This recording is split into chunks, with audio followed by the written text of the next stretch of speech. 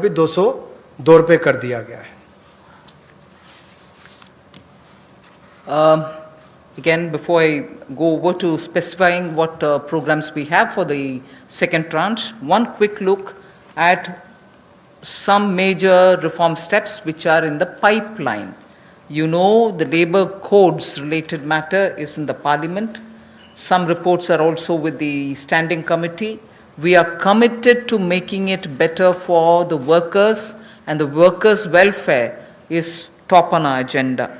I very will quickly run through some of the points. All this is going to be shared with you in any case, but quickly I will highlight the fact that the minimum wages at the moment is applicable only to 30% of all the workers.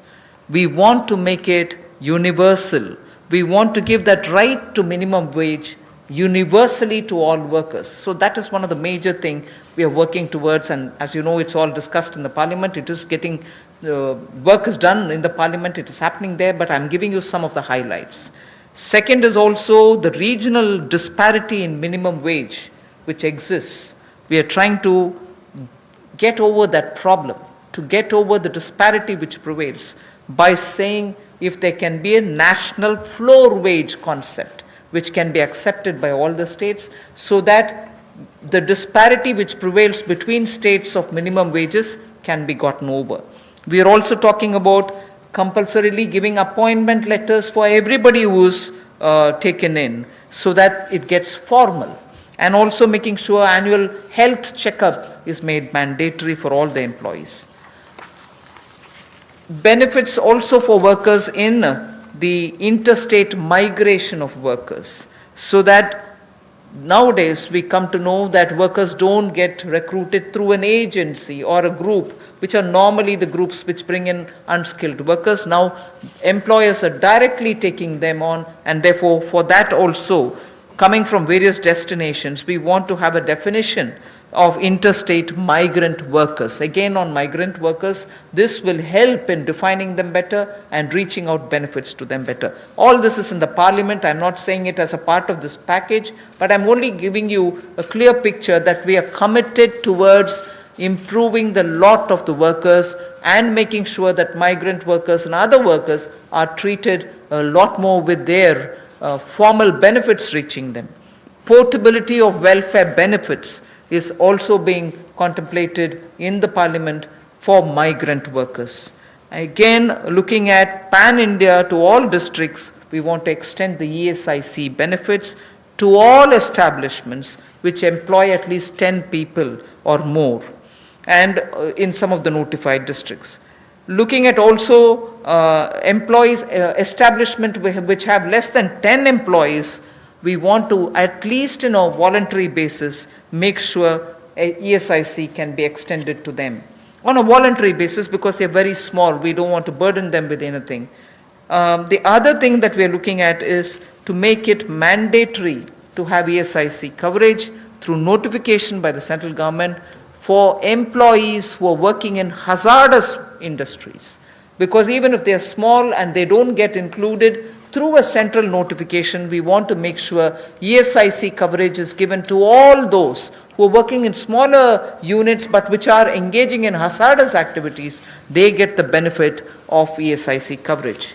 And social security schemes are being extended even to gig workers and platform workers. That is now urban phenomena, and they should get that coverage. So we want to bring gig workers into it.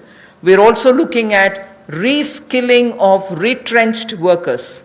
Now in the context of COVID, this was all designed before, but in the context of COVID, we probably will have a situation where a lot of retrenched workers will need to have a reskilling exercise. And again, all occupations should be opened for women with night working rights, and also there making sure safeguards are provided for all of them. Provision also for social security funds for unorganized workers, and gratuity to be given for fixed term employment. So these are some of the things which are our commitment, which is revealed in the labor codes. 44 labor different acts have all been now compressed with extensive discussions and consultation I must appreciate the Ministry of Labour, the Minister, Senior Minister, Gangwarji, together with the Secretary, have engaged with all strata, all stakeholders, all strata of workers, to make sure that their concerns are addressed, and therefore the possibility of having those 44 laws being reduced to 4 codes, highlights I've given you, are waiting in the Parliament. Our commitment lies in having them passed after discussing in all the standing committees. Labour code के माध्यम से हम लोग जहां मजदूरों को लाभ देने जा रहे हैं, अगर आप देखेंगे तो देश में जो न्यूनतम वेतन है वो लगभग 30% वर्कर्स ही उसका लाभ उठा पाते हैं। समय पर उनका वेतन का भुगतान नहीं हो पाता। अनऑर्गेनाइज जो असंगठित क्षेत्र है उसमें ये दिक्कत है, और इसीलिए यूनिवर्सलाइजेशन की जो बात कही गई है कि न्यूनतम वेतन की यूनिवर्सलाइजेशन की जाएगी, पूरे देश भर में एक जैसा उसका हो, कम से कम एक न्यूनतम वेतन गरीब से गरीब मजदूर को मिले, इसके लिए इस कदम को उठाया गया है। और जो क्षेत्रीय असमानता है, जो रीजनल डिस्पैरिटी है न्यूनतम वेतन में, उसको भी इसके माध्यम से दूर किया जाएगा, वैधानिक रूप इसको दिया जाएगा और नेशनल फ्लोर वेज इसमें इंट्रोड्यूस की जाएगी। यही नहीं, जो इसको तय करने के तरीके हैं मिनिमम वेजेस, उसको और सरलीकरण इसका किया जाएगा ताकि इसमें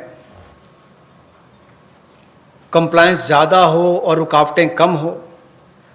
नियुक्ति पत्र भी सभी मजदूरों को मिलेंगे, और यही नहीं, साल में एक बार स्वास्थ्य का चेकअप भी होगा, हेल्थ चेकअप भी इनका होगा।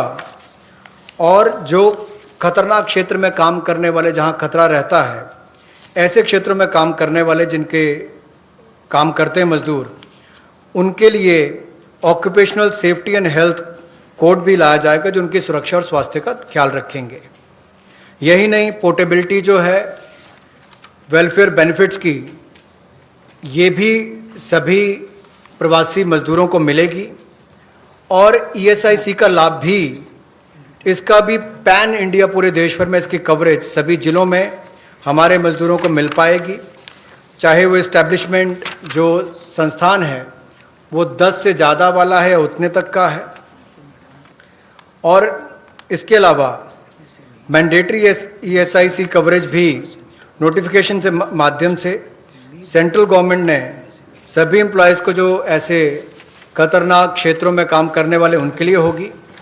सोशल सिक्योरिटी स्कीम भी गिग वर्कर्स के लिए और प्लेटफॉर्म वर्कर्स के लिए मिलेगी। रीस्किलिंग करनी बहुत ज़रूरी हो गई है, क्योंकि जो लोग वापस गए हैं काम करने के लिए, उनको वापस उनको स्किल प्रदान करके वहाँ पर उनका कैसे लाभ मिल सके, रोजगार मिल सके, इस दिशा में भी काम किए जाएंगे।